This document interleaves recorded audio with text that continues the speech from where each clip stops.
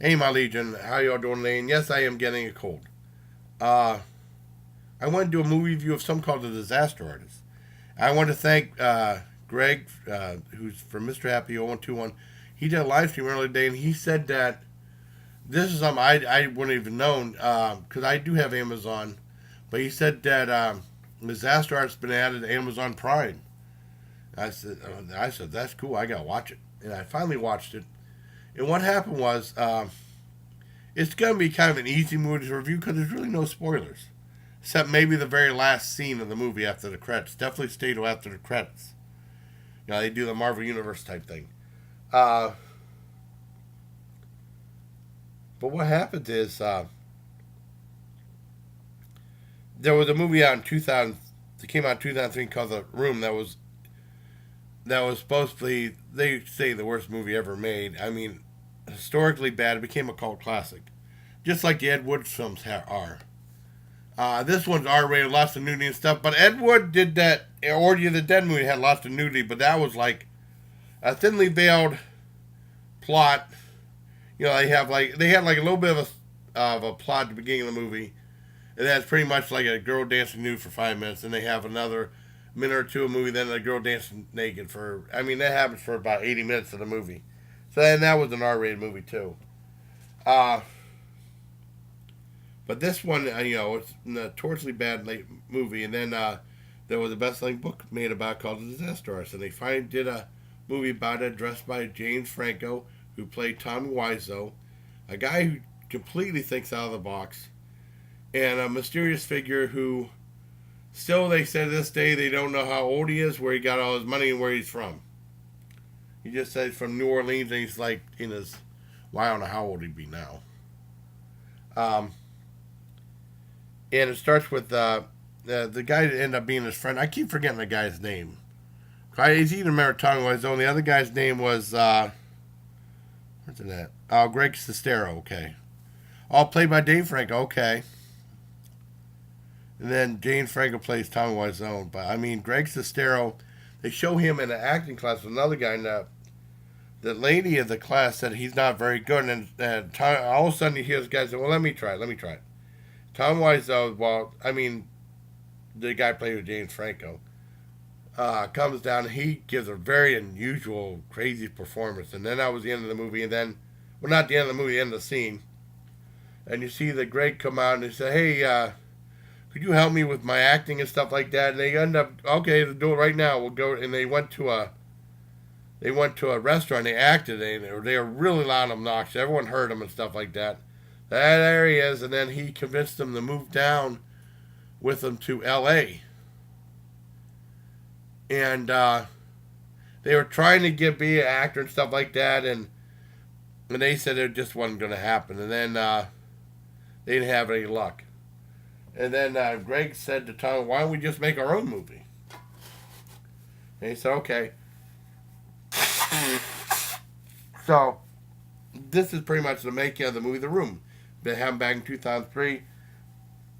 Allegedly costing over $6 million, even though it looks like it was made for half a million or less than that. And I saw the movie eventually. Because for the longest time I didn't want to pay to see it or anything like that. And there was so much buzz around Disaster Artist in The Room again. Because I've been hearing about The Room for I don't know how long. Well, since 2003. I mean, they always talk about it. And then I found out it was on YouTube. I said, "Well, I gotta watch it sometime." I think I watched it on my one vacation last year. I think I did. I put a review up in November. I think it was November. And Star Room, I tried to tell my sister about it. My sister said, "You ain't really think I'm gonna watch this stupid thing, do you?" And then I showed her a clip of like a 10-minute clip of the part. And she's like, "What exactly am I watching?"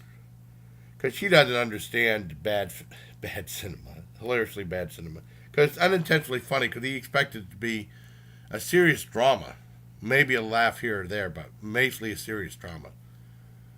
And that's not what happened. It became a laugh riot, like a cult sensation, a hysterically bad film. And they talk about all his crazy eccentricness on the set and as the director. And that lead, I mean, like I said, there's really no spoilers in this because It's about the making of the movie, and they show the making of the movie. And then finally at the premiere, things don't turn out the way he thought they would, you know. And they show, and people are laughing, but I ended up saying, well, it wasn't my comedic movie. And then right after that, they have some info, and then they have like actual scenes from the premiere that that was filmed with Tom Williams on actual footage. And then wait till the very last scene. It's very entertaining. That might be a spoiler right there, but it's very good. And then at the beginning of the movie, they talk to a bunch of famous people, including Kevin Smith, saying, and then this one girl, I can't remember her name, saying, if you would have gotten like one of the big Hollywood directors to make a movie like this, there's no way he could have done it or something like that. It would have been completely out of the universe or something. But he wanted to make a movie that would be memorable. He wanted to make a movie that won an Academy Award. Of course, that did not happen with The Room. Even though this got nominated for Best Adapted Screenplay, so in a way, The Room helped make a best-selling book that made a movie that got nominated. Because most people would have done a serious movie that probably would have been forgotten about. But he made a cult classic that still plays to this day. It's still famous. So, I mean, I really enjoyed The Disaster Artist. I thought it was a lot of fun. It's inspirational, too. I didn't think, some people said it was laugh right. I thought The Room was far funnier than The Disaster Artist. But there's a few scenes in The Disaster Artist that are funny. But I really enjoyed it. I give it a full-on 10 out of 10. I think you will, too. I mean, it helps. I mean, I guess you don't have to see The Room to see this one, but it probably helps to see The Room. I assume the people that did go to see this are either are fans of The Room or like big James Franco fans. But I mean, definitely see The Room too. I mean, you should watch The Room and then watch this one. So I hope you like this video, everybody. 10 out of 10. Very entertaining and inspirational. It reminds me of that movie American movie about those guys, documented about those guys making a horror movie called The Coven. Now, I've never seen The Coven. No, it's called not The Coven. It's called Coven. Not Coven, Coven. I've never seen Coven anywhere. I keep looking up Coven. They keep showing the movie The Coven. I went, Coven. I'd never seen that. And then Roger Ebert said he saw Coven. He said you don't want to see it. Even though American movies were well received, Coven, I guess, was not. I don't know. But it's a very inspirational film. I think you'll like, and hilarious. Well, I mean, and funny in parts. But like comedy/drama. I give it a 10 out of 10. So until next time, buddy, please take care, Malik. Give